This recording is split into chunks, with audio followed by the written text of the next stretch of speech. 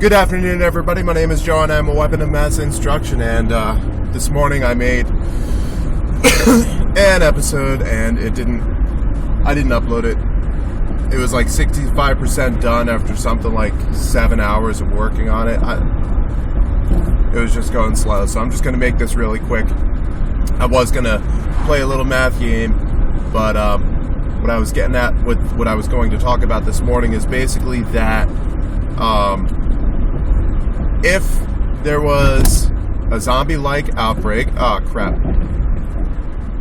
That was a stop sign. If there was a zombie-like outbreak that struck the United States, if we started with one infected person, and that infected person infected 2 people on the first day, and each infected person infected 2 people that next day. Alright, does that make sense? So we're starting with one infected person. He's able to infect 2 people on the first day of this outbreak. And every day after that, every infected person is able to infect 2 people. Now, this is very rudimentary. This is very, abstract.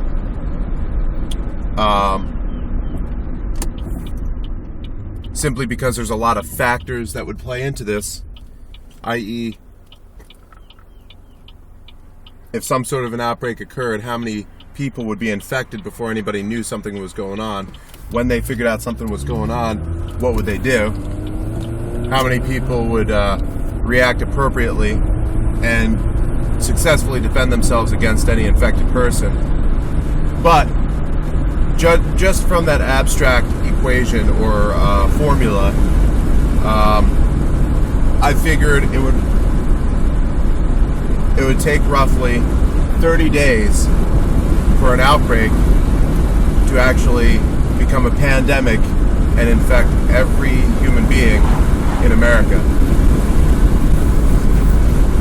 Out of a population of roughly 311 to 314 million people, it would take just 30 days if left unchecked and at a steady rate of 2 people infected per person per day. Per infected per day. Is that some crazy shit or what? And fuck! Oh, screw it. I'll just make a U-turn.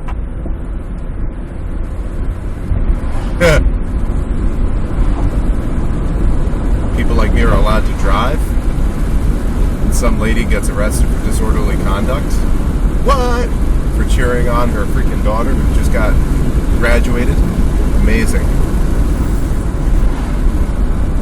But yeah, that's the facts as it stands. Of course, there is a lot of stuff that would change that figure substantially. For example, how quickly can people form together into bands to defend themselves? How effective would those bands be? Those bands of survivors or clans or whatever you want to call them. Oh, hello. Found the right road anyway.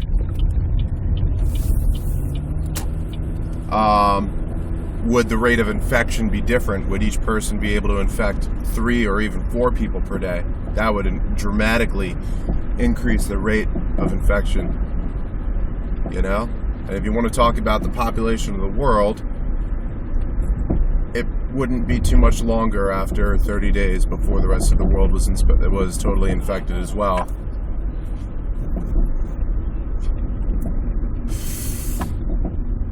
Where's this place at? Police Special Operations? Are you fucking kidding me? The PA State Police have a Special Operations Unit. Spec Ops. Huh. Now that's interesting. And where the hell... Oh, you know what it is? This road cuts off even though it's got the same name, and it continues on the other side of the highway. Fuck me. Anyway, some scary propositions there. But on a lighter note, I was listening to the Sean Hannity show, And just like any mainstream media, you know what, this is semi-alternative. Not that many people listen to the radio anymore, I think. You know, more often than not, they're listening to pop music stations or whatever. So I flip through on these radio channels. I've noticed that I very rarely hear a leftist show. It's always rightist shows, which is funny. It's always the conservative side of the facade. But anyway, I'm listening to the Sean Hannity show for a little bit, and he takes a caller, and this guy's like brainwashed fucking liberal. Like,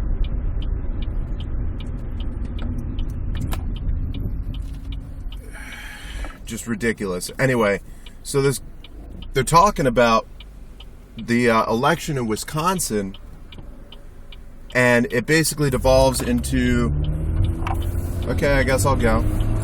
I hate stop signs. They're talking about the election in Wisconsin. They're arguing about it, about that guy Scott Walker being kept in power or whatever. Didn't really follow it. I'm going to look into it tonight, but it devolves into a comparison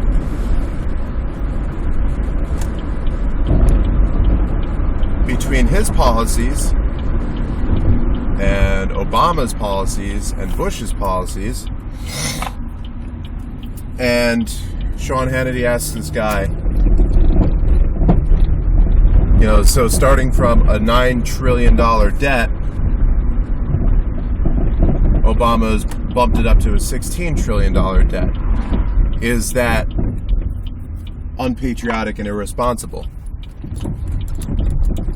And he says, shit, what are you saying? I'm losing it.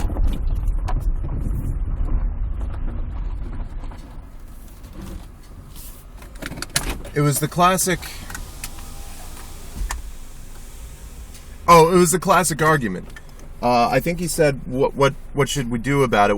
How should we fix it? And the guy immediately jumps in with, we should tax the rich. And then Sean Hannity says, no, we should get a new president. And I turned it off right there. I got to be honest. We got to tax the rich, or we got to get a new president. What the fuck? What the fuck, America? Tax the rich.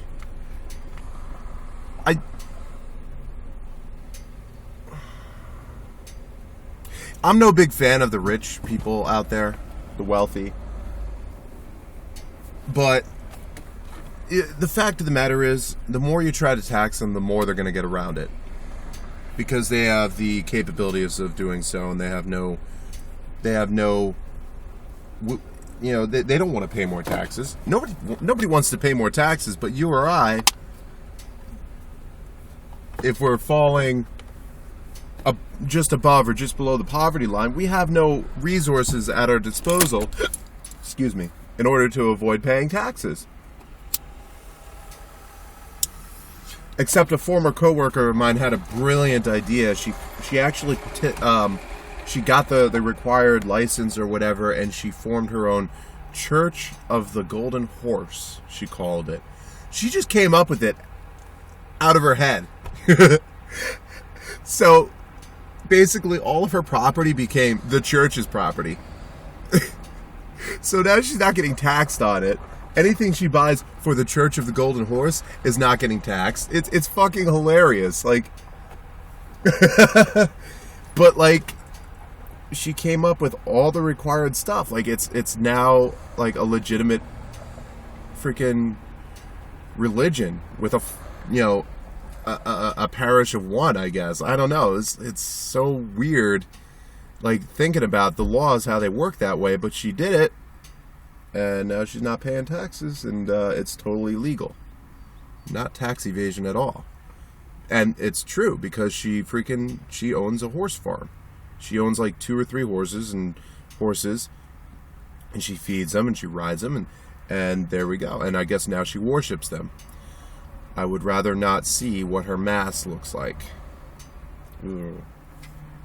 Anyway, where are we headed? Where are we headed? Like, everybody in the mainstream on one side says we need more taxes on the rich, less taxes on the poor. And everybody on the mainstream on the other side says, no, that didn't work before, that's not going to work now, and neither is the bailouts, let's get a new president. I'm so glad that I'm awake right now, along with you all. Sorry. And we all realize that neither of those is a plausible solution to the issue at hand.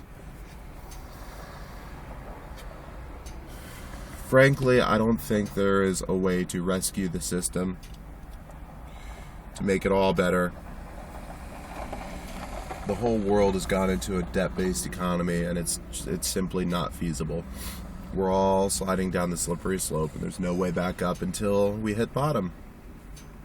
That's all there is to it. I'm probably going to come back at you guys pretty soon with my actual theological discussion. Probably not tonight. Tonight I'm going to be with my daughter. I might do it tonight. Tomorrow I'm going hiking, so I might just do a quick vid on that while I'm there. And then tomorrow night I might get back into it. So if it's the end of the world as we know it, tonight or tomorrow, if anybody out there already has my number, go ahead and hit me up with a text message. Let me know that I should just break out my tongue and camp out. Never fails. Every time I forget to turn off my sound, I'm sorry, guys. If you're listening on headphones, I apologize. That's all I got for you guys. I'm enjoying life, taking it by the moment. I'm visiting a hobby store to see what I could do about an electrical priming system for a hobby rocket. Goes up in the air, falls back down. I put a new motor in it. Do it again. I'd like to set it off electrically as opposed to chemically. That would be pretty cool. Catch you all later. Stay safe. Look out for zombies. Peace.